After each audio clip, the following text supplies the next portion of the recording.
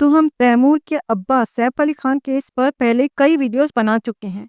एक और वीडियो बनाने का हमारा कोई इरादा नहीं था, लेकिन केस में इस तरह की बातें निकलकर सामने आ रही हैं कि हमें तीसरी वीडियो बनाना मजबूरी बन गई।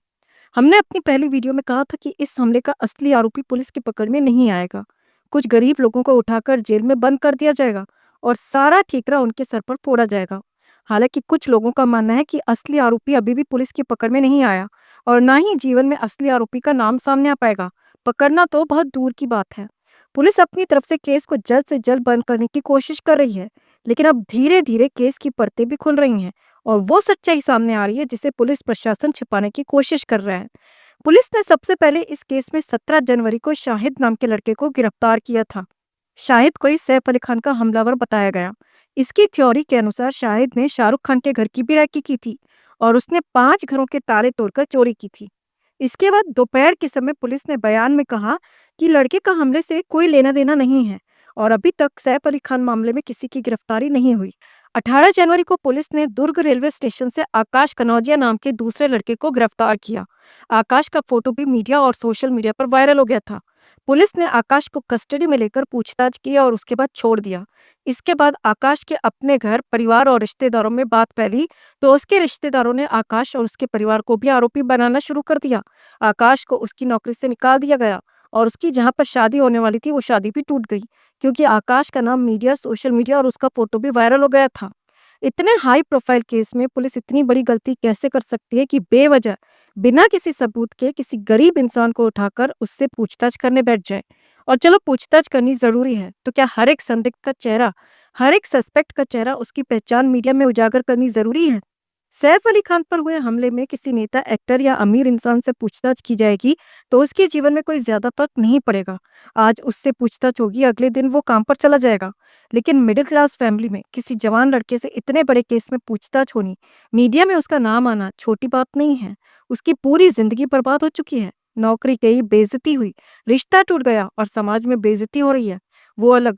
महाराष्ट्र सरकार और मुंबई पुलिस को नैतिकता के आधार पर अपनी गलती मानकर आकाश कनौजिया को हर्जाना देना चाहिए, क्योंकि पुलिस पूछताछ करने की हकदार तो है, लेकिन आरोपी साबित होने से पहले किसी की पहचान रिवील करके उसे बदनाम करना गलत है। पुलिस को इन सब लोगों से सीक्रेट में पूछताछ करनी चाहिए थी और उनका चेहरा, उनकी पहचान मीडिया में नहीं आने देना चाहिए था, जो कि पुलिस की गलती हुई है। आकाश के बाद 18 जनवरी को ही रात में एक लंबे नाम वाले लड़के को गिरफ्तार किया गया। लंबा नाम वाला वही बांग्लादेशी शरीफुल इस्लाम शहजादा मोहम्मद रोहिल्ला अमीन पाकिर। नाम थोड़ा छोटा है, 4-6 नाम और जोड़ लेता, पैसे थोड़ी लग रहे थे। एक तो हम इसके हक की आवाज उठा रहे हैं और ऊपर से इस हरामखोर ने इतना लंबा नाम रखा हुआ है। हाँ, घुसपैठिया कहीं का। लंबे नाम वाले को पुलिस ने असली हमलावर बताया। अब इसे असली हमलावर तो बता दिया, लेकिन पुलिस ने सैफ अली खान के घर से जो 19 फिंगरप्रिंट लिए थे, उनमें से एक भी फिंगरप्रिंट आरोपी से मैच नहीं कर रहा। फिंगरप्रिंट रिपोर्ट नेगेटिव आने पर अब सवाल उठ रहा है कि पुलिस ने किसी बेकसूर इंसान को गिरफ्तार किया है, क्योंकि वो व्यक्ति आरोपी नहीं हो सकता, क्योंकि उसके फिंगरप्रिंट तैमूर के घर से मिलने चाहिए थे। क्यों नहीं मिले? मीडिया में जब ये खबर फैली तो पुलिस ने बयान दिया कि अभी भी फिंगरप्रिंट की रिपोर्ट नहीं आई है। समझ रहे हो? समझ रहे हो ना? जिस व्यक्ति को पुलिस ने गिरफ्तार करके हमलावर बताया है, वो एक बांग्लादेशी है। व्यक्ति के पिता ने बांग्लादेश में अपने बेटे की गिरफ्तारी के बाद बयान दिया कि जो फोटो सैफ अली खान के घर से सीसीटीवी फुटेज से वायरल हुआ था, वो लड़का मेरा बेटा नहीं था। सीसीटीवी फुटेज वाला लड़का कोई और था। पुलिस ने मेरे बेटे को गिरफ्तार किया है। कई एक्सपर्ट्स ने भी सीसीटीवी वाले लड़के और गिरफ्तार किए गए लड़के का चेहरा देखकर बताया कि दोनों चेहरे अलग अलग हैं। यानी स्टेयर से उतरने वाला हमलावर अलग था, गिरफ्तार करके जिसे हमलावर बताया जा रहा है वो अलग है। सवाल आता है कि पुलिस असली आरोपी की जगह किसी दूसरे व्यक्ति को गिरफ्तार करके आरोपी क्यों बता रही है? इसका जवाब एक अनजान लेखक ने अपनी वीडियो में दिया था कि असली आरोपी सामने नहीं आ पाएगा और कुछ गरीब या बेकसूर लोग गिरफ्तार करके जेल में डाले जाएंगे। उस अनजान लेखक की बातें अब कहीं न कहीं सच साबित होती जा रही हैं। लेकिन पुलिस आखिर इतनी बड़ी गलती कैसे कर सकती है? हम सब इसमें एक बात से खुश हो सकते हैं कि इस बार जिसे आरोपी बनाया जा रहा है वो भारत का कोई गरीब नहीं है, बल्कि इलीगल तरीके से भारत में घुसने वाला बांग्लादेशी घुसपैठिया है। और ये भाजपा, जहाँ किसी दूसरे पार्टी की सरकार होती है, वहाँ छाती पीटती है कि विपक्षी पार्टियों के राज्यों में रोहिंग्या और बांग्लादेशी सुरक्षित रहते हैं, जबकि खुद के राज्यों के हालात बद से बदतर हैं। ये भाजपा को नहीं दिखता। भाजपा छोड़ो, अंधभक्तों को भी नहीं दिखता। अब महाराष्ट्र में भाजपा की सरकार है और इस राज्य के सबसे वीआईपी एरिया में एक बांग्लादेशी एकदम बेखौफ होकर एक महान कलाकार के घर में 11वें फ्लोर पर जाकर हमला करता है और भाग जाता है। ये सरकार और पुलिस की नाकामी है या गलती? कि एक बांग्लादेशी को घुसपैठ करने के आरोप में नहीं बल्कि गलत केस में अंदर किया जा रहा है। केस एक्सपर्ट का कहना है कि असली आरोपी अभी भी पकड़ में नहीं आया और पुलिस का कहना है कि सही आरोपी इनकी गिरफ्त में आ चुका है। सीसीटीवी में दिखने वाला लड़का गोरा और जवान दिख रहा है, जबकि गिरफ्तार किया गया इंसान सांवला है और उम्र में भी थोड़ा ज्यादा दिखाई दे रहा है। इसके अलावा चेहरे की दूसरी विशेषताएं भी मेल नहीं खा रही हैं, लेकिन पुलिस बोल रही है कि हमने सही व्यक्ति को गिरफ्तार किया है। मुंबई पुलिस की ईमानदारी सुशांत वाले केस में दुनिया ने देखी, तो पुलिस की ईमानदारी पर तो शक नहीं किया जा सकता।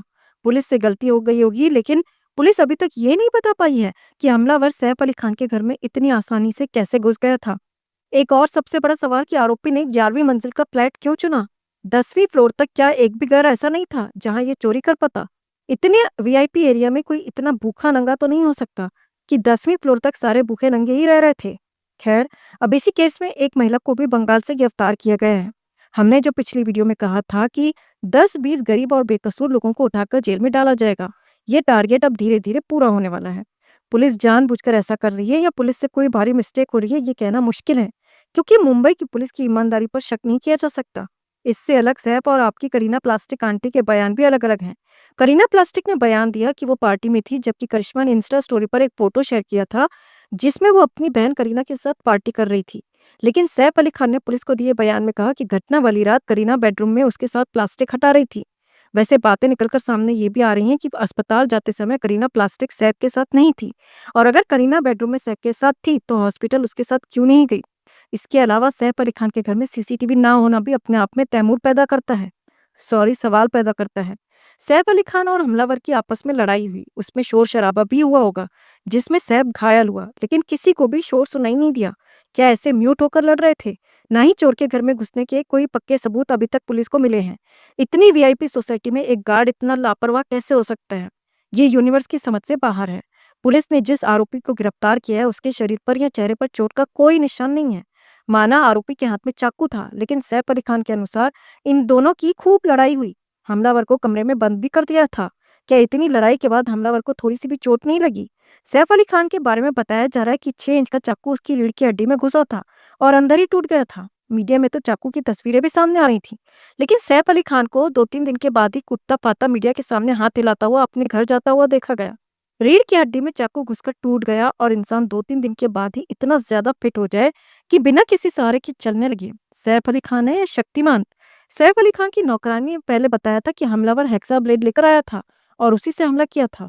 हेक्सा ब्लेड एक तरह की धारदार ब्लेड होती है, जबकि सैफ अली खान के जख्मों के आधार पर बताया जा रहा है कि ये चाकू के निशान हैं। चाकू की फोटो भी सोशल मीडिया पर वायरल हुई थी और पुलिस ने भी स्वीकार किया कि चाकू के टुकड़े बरामद हुए। हथियार के मामले में इतने सारे विरोधाभासी बयान भी अपने आप में शक पैदा करते हैं। सैफ अली खान के घर में घुसे चोर का मामला हातिम तय के रहस्यों से भी बड़ा रहस्य बनता जा रहा है। अब देखने वाली बात होगी कि इस केस के नाम पर और कितने लोग जेल के अंदर जाएंगे। तो अगर आप भी हमारी बातों से सहमत हैं तो वीडियो को लाइक और शेयर कर अपना प्यार और सपोर्ट जरूर दिखाएं, और चैनल के साथ जुड़कर चैनल को सब्सक्राइब कर हमारी आवाज बने।